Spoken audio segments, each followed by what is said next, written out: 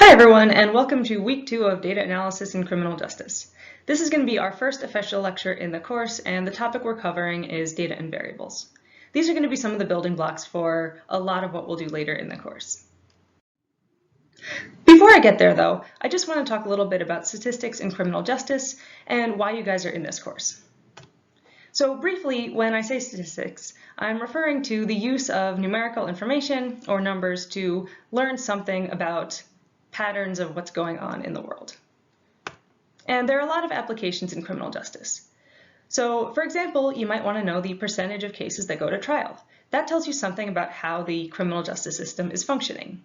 If you're working in a criminal justice agency, you might use statistical data to tell you what policies are working and what programs are working and which ones aren't.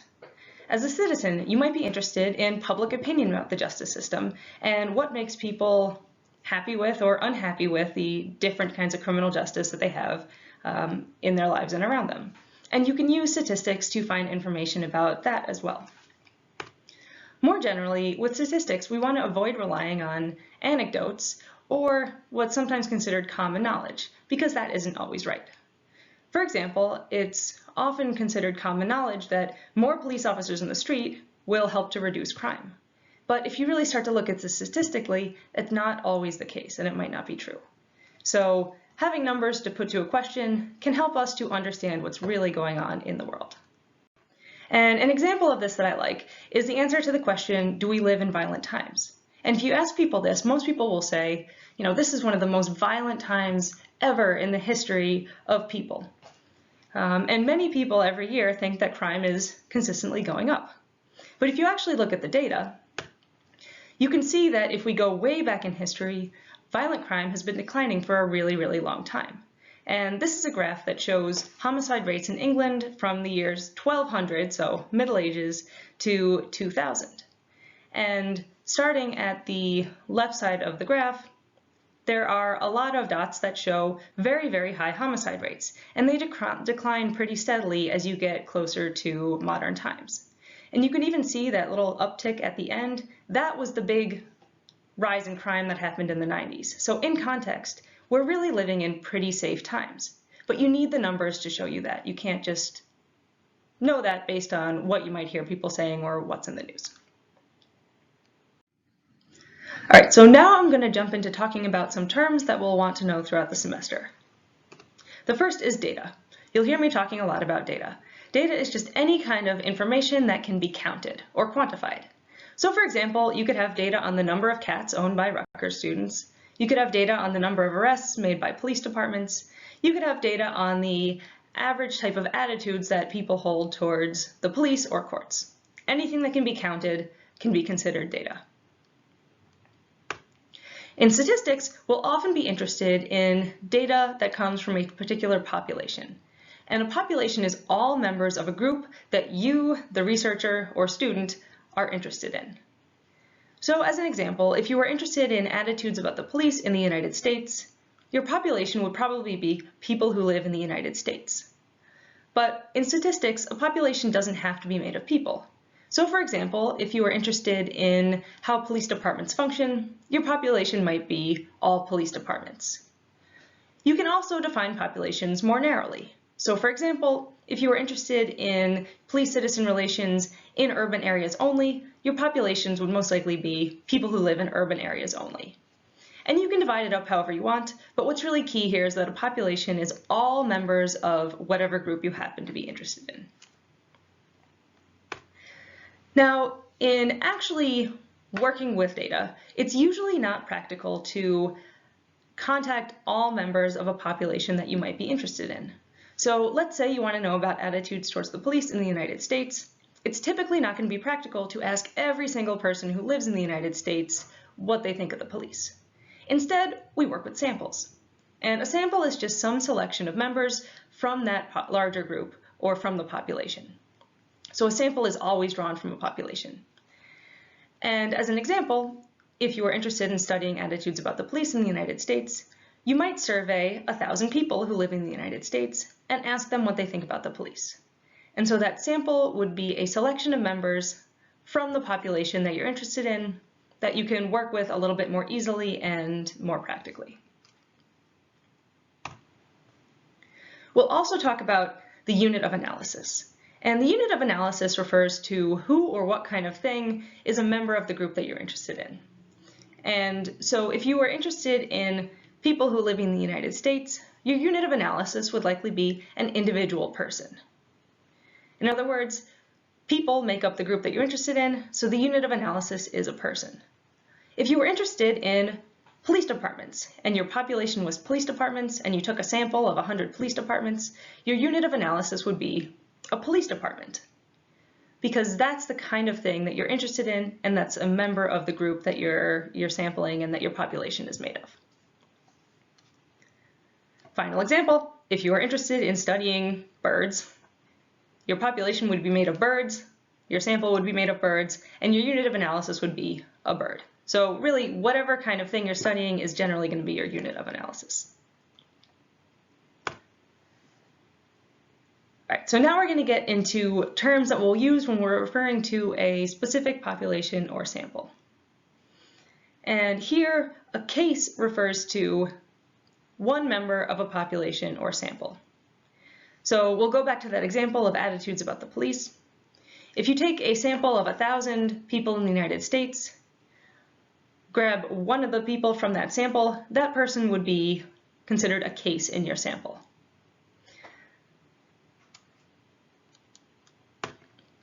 An observation, on the other hand, is going to be the value attached to that particular case. So let's say you have a sample of 1,000 people, you pull out one of those 1,000 people, and you ask them what they think of the police. On a scale from 1 to 10, how much do you like the police? If they say, a 3, the observation attached to that case is going to be 3. So going all the way back through this, if we're interested in attitudes about the police in the United States, our population is going to be people who live in the United States. Our sample is going to be those 1,000 people we selected to ask what they think about the police. The unit of analysis is going to be a person, because that's what our sample and what our population is made of. Any particular individual in that population or sample is going to be a case, and an observation is going to be the answer that they actually give to the question of what they think about the police. All right, so I mentioned on the last slide that I was going to provide a more concrete example, and to do that, I'm going to talk a little bit about the data that I collected in the class survey. So by now, you should have taken the class survey, in which I asked you a lot of questions about your attitudes and experiences. So the data we're talking about is going to be quantifiable information about Rutgers criminal justice students' attitudes and experiences. In this case, I'm going to say that the population I'm interested in is Rutgers criminal justice students overall. So as I mentioned before, the population is completely defined by you, the researcher or person who is doing statistics, and you get to say what group it is that you're most interested in. So as the creator of the survey, I'm going to say what I'm really interested in are the attitudes and experiences of criminal justice students at Rutgers. But it wasn't practical for me to ask every single Rutgers criminal justice student what they thought about a whole bunch of stuff. Instead, I took a sample, and I asked only a selection of Rutgers criminal justice students, you guys, what you think about a whole bunch of stuff. So the sample is always drawn from a population, and in this case, the sample is Rutgers criminal justice students who happen to be in my class this semester and took my survey. In this case, I would say that the unit of analysis is students, or I could also say individuals. So I'm interested in Rutgers criminal justice students overall, and I took a sample of Rutgers criminal justice students. So the unit of analysis is going to be a single student. As a rule of thumb, I think if you're trying to figure out what the unit of analysis is, just say sample of blank, and then however you fill that in is likely to be your unit of analysis. So I have a sample of students, my unit of analysis is students. You could also just say individual people. With unit of analysis, I will generally accept either kind of answer. So I'm interested in what people think. I have a sample of individuals, so a unit of analysis would be one individual person. And that would be in contrast to, say, a unit of analysis being an entire class. So I have a sample that's made of students, and that means that a case would be one single student. So if I were to pull out any one particular student's answers on the survey, I'd be looking at the answers from one case within my sample. so one student's answers. And then if I were to actually look at the specific answers that they gave, I would be seeing different observations. So for example, I asked you how much money it would take for you to spend a day at a nudist colony. I might be interested in looking at one student's answers. That would be my case. The observation, on the other hand, might be $100. That's how much money it would take. If I looked at another student, that would be a different case in my sample. And the observation might be $0. I spend nudist days at the nudist colony all the time. So we have a population, Rutgers criminal justice students, a sample, a selection of members of that population, which happens to be this class, a unit of analysis, which is what that sample is made of, so students who are also individuals. Each particular student can be considered a case, and then the responses that you guys all gave to the questions would be considered different observations. So there are different observations that we see for each case because you guys all gave different answers on stuff. All right, so some of you might be familiar with the term BOLO, some of you might not.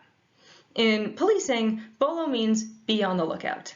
And often you might hear something come over the police radio that says something like, be on the lookout for, somebody wearing a big hat and driving a green car.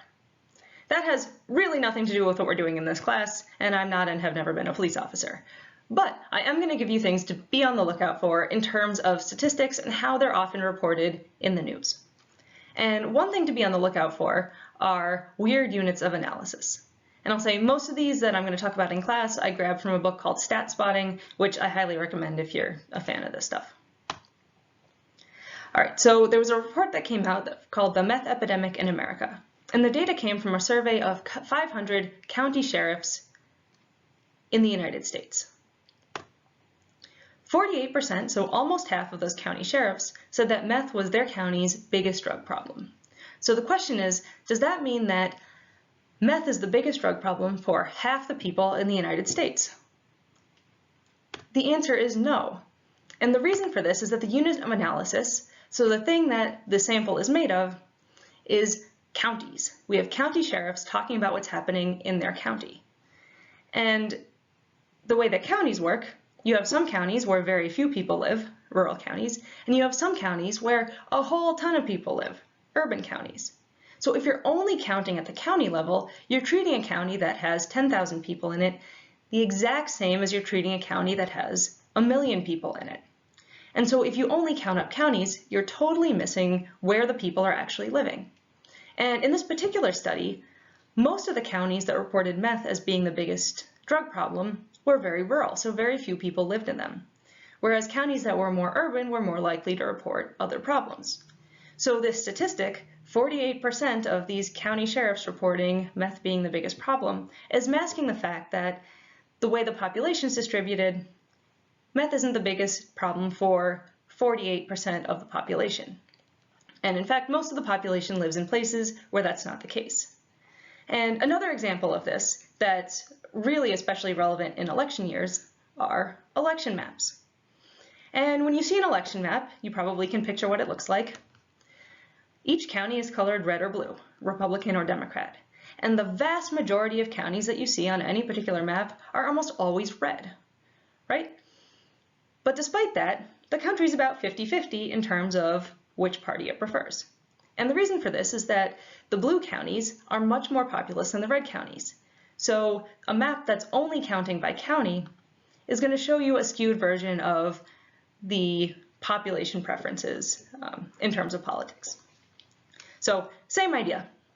And with this, I will give you this piece of advice to take with you, to be on the lookout for weird units of analysis that might affect resulting statistics. So if somebody ever says, look, the country is totally Republican, way more counties vote Republican than Democrat, you might want to say, okay, but about the same number of people vote Democrat as Republican. And counties doesn't really make sense as a unit of analysis here. So the next topic that we're going to cover in this class is variables. And briefly, a variable is some characteristic that differs across cases. In other words, if you looked at different cases in a sample, you would see different observations on this particular characteristic. So, for example, how much money would it take for you to spend a day at a nudist colony? That's a variable. because you guys gave me different answers about how much money it would take for you to do that. That's a characteristic that differs across cases in the sample. The opposite of a variable is a constant, and a constant is some characteristic that does not differ across the cases in a sample. And in this class, an example of a constant might be that you guys are all students at Rutgers. So if I were to look at all the cases in my sample and say, is this a student at Rutgers or not a student at Rutgers, the answer or the observation that I would see for each case would be, yes, this is a student at Rutgers. In other words, it's something that does not differ across different cases in my sample. Most of the time, we're not really going to talk about constants, we're going to talk about variables. Good to know the difference, but this is really going to be a variables-focused kind of class. And there are two different kinds of variables that we're really going to focus on. One refers to the dependent variable. And the dependent variable is any variable that is affected by another variable. So if the amount of time you spend studying affects your test score is going to be the dependent variable. The opposite of that is an independent variable. And an independent variable is a variable that affects another variable. So if the amount of time you spend studying affects your test score, the independent variable is going to be the amount of time you spent studying. And with independent and dependent variables, I think the best way to think about it is to think about cause and effect. The independent variable is always going to be your cause. The dependent variable is always going to be your effect. And your independent variable will cause your dependent variable. Variables also have different characteristics. And one of the things that we'll be talking about are the attributes that a variable can take on. So attributes just refers to any values that a variable can have. So let's go back to that nudist colony question. The possible attributes for the variable would be any dollar amount that you could tell me, or that response, I wouldn't do that for any amount of money. So the variable is what would it take to spend a day at a nudist colony, and the attributes are all the different responses. So $10, $100, $1,000, $1 million, I would never do it at all. And in order to use a variable for statistical analysis, the attributes have to have a couple of important qualities. And I'm going to list them here and then talk about them in more detail on the next slides. So one is that attributes have to be exhaustive. This means they have to cover every possible value that a variable could take on. And if you're missing something, you won't be able to use it for statistical analysis. Attributes also have to be mutually exclusive. So you can't have two attributes that could both apply to the same case. And if that sounds like gobbledygook, we're going to talk about examples on the next slides. But first, I want you to ponder this question. What is your favorite thing in the whole world? Is it bowling or is it kittens?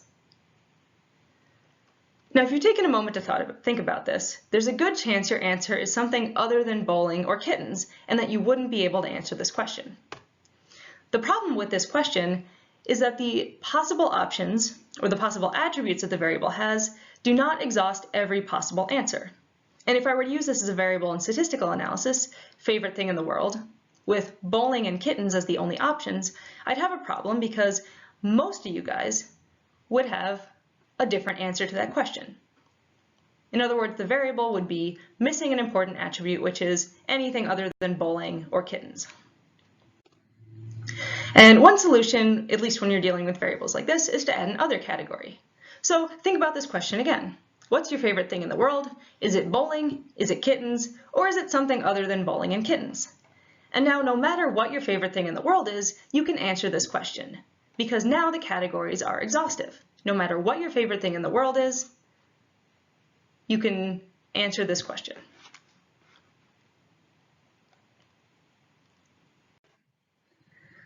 All right, so that was one quality that the variable attributes have to have.